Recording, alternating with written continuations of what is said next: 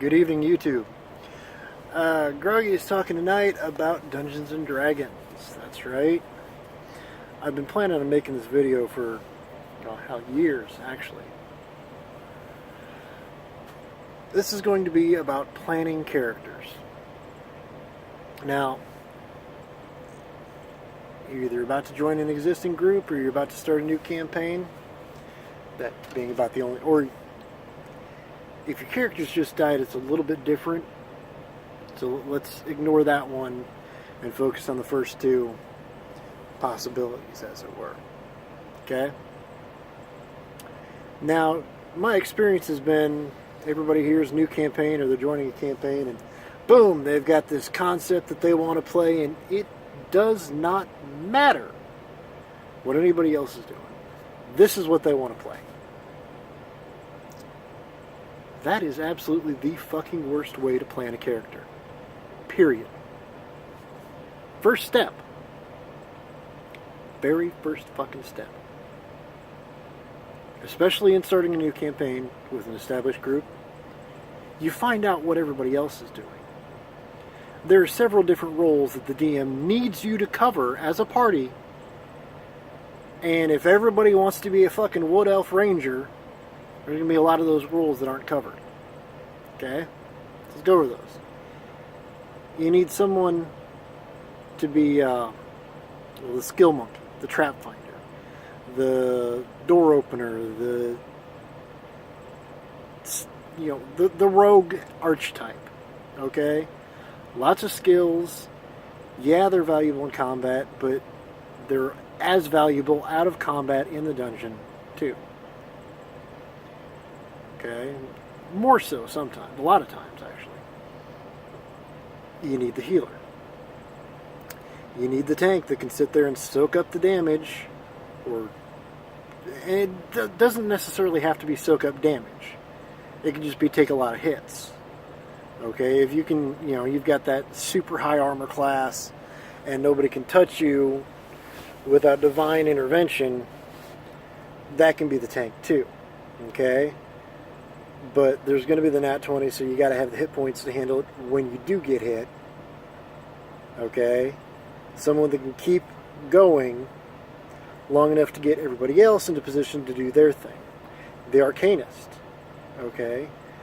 Now that can be Druid, that can be Wizard, that can be Psionicist. There's 100 different classes in D&D that can be the Arcanist. But they're the brains, right? They got the intelligence or wisdom to solve the puzzles, to figure out what the magic that nobody knows what it is does, that can, handle the arcane side of the game. And that can be more, all these positions can be more than one person, but they all need to be filled. And then there's the healer, okay? Because if you get into combat, somebody's going to get hurt, and games where, okay, we got into a fight, now we need to rest for 3 days so we can get all our hit points back because we don't have a healer. That gets frustrating. Not only for the players, but for the DM as well. So you've got to have all of those roles covered. Okay? If everybody wants to be super strong barbarians and there's no trap finders, there's no healer, there's no arcanist, you've got so many roles left uncovered. Now, some DMs will be like, okay, you've, fired off the traps, everybody's got poison, and you got no healer, so you're all dead. All right, let's start a new campaign. Others try to do with NPCs what you can't do yourself. And again, that's very fake, very time-consuming. It's a crutch that the DM is using to keep you alive because y'all were stupid and probably selfish and didn't cover the roles that you needed to cover. And then there's the DMs who are good enough to plan around these deficiencies without making you feel like you need a stopgap measure to get around those deficiencies. Now this can be D&D, Pathfinder, Any of the classic action-adventure games where there's going to be combat, there's going to be puzzles, there's going to be dialogue. You need a face, too. I'm sorry, I missed one. You need a face. Now, that does not necessarily mean a person has to have an 18 charisma and, be able to charm people at will, okay? But you do need somebody who's the party spokesman to take the differing viewpoints of the entire party, and it has to be somebody who's willing to listen to the entire party. If someone's being ignored, well, your face is not doing his job. Okay? So you take the entire party's suggestions, make a decision, okay, this is what we're doing. Now, I say face, and a lot of people are going to equate that with leader. Yes and no. Okay? There can be two different people. One person who's a face, who does the talking, and another person who's the leader and makes the decisions. But quite often, the face and the leader are the same person. And like I said, it doesn't have to be about stats. Okay, a lot of people think, to be the face you have to have a certain stat. No, it's actually more about the player's personality. But you got to have that personality. And you've got to have the respect, not just being an asshole to everybody, but you got to have the respect of your party. And your whole party needs to work together. Okay? Which means before you start, I'm going to be this, and I'm going to be this, and ooh, I had this really great concept, and I'm going to do that. It's partially fine. Have an idea. But then the entire group needs to talk with or without the DM, saying, okay, these are the 4 roles, how are we going to fill them? Or 5, or however many roles you break it up into. But you got to have everything covered, without someone being selfish and, oh, this is all I'll play. Like the girl that only wants to be a ranger, ever. That's all she'll be. Or the guy that, bounces back and forth between rogue and cleric, and that's all he will do. But that's selfish. And this is not a single-player game. This is a multi-person game. So everybody has to work together. And demanding, I do this one thing, and that's all I do, and that's all I ever do, is selfish, immature, and wrong. Okay? You've got to work together. You've got to cover all the roles. And you know what's going to happen? Even if you're outside of your comfort zone and playing something you don't normally play, you have a lot more fun when you're not in the middle of the wilderness and, oh shit, nobody's got survival, we're starving, well crap, what do we do now? And the DM's got to do inventive paperwork just to make sure that you manage to, survive your own stupidity. It's a cooperative game.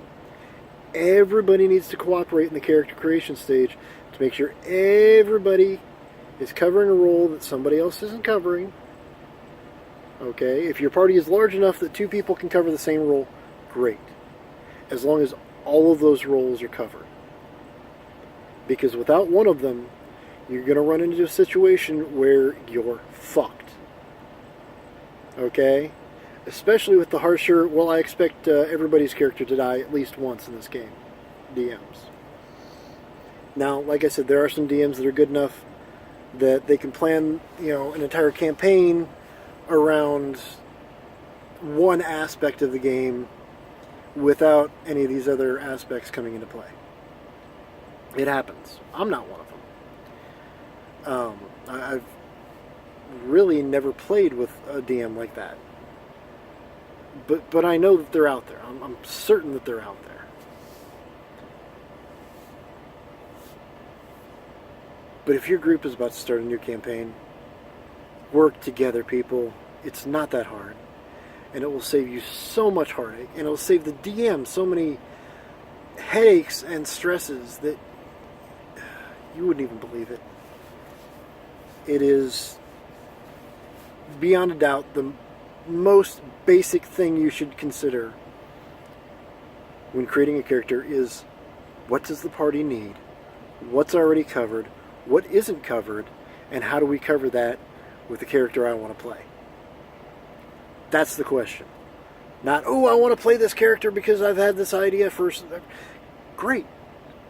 If it works, the entire party, not just that one mad fucker that, you know, always makes the OP characters that, ooh, I've got a new concept. Who cares?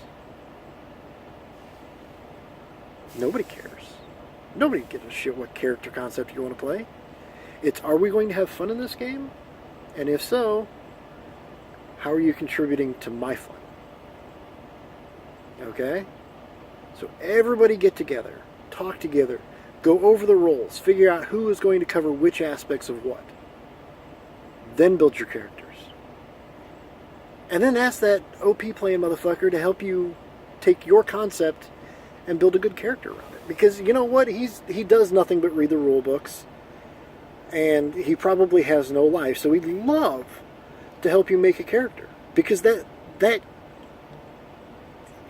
is joy itself to him. Okay? Don't let him take over. Don't let him do it without you. But get his help. He'll be happier. You'll be happier with your new super character. And the DM will be happier that everybody's on a level playing field. Instead of having one OP character and two meh characters and one guy, good God, can't you build a better character than the fucking first level commoner? We're epic level, motherfucker. You've got a first level commoner. It happens. It's not that diverse usually. But most of the time there's that one superpower and a couple meh and one really weak character. And that's the party. And if you balance everything for the weak character, nobody else is even challenged. If you balance it for the Superman, everybody else is dead. So work together, keep your characters kind of balanced against each other, and you will have a lot more fun. So much more fun. And the DM will be happier, which makes it even more fun. Alright guys, I'll talk to you later. Love you.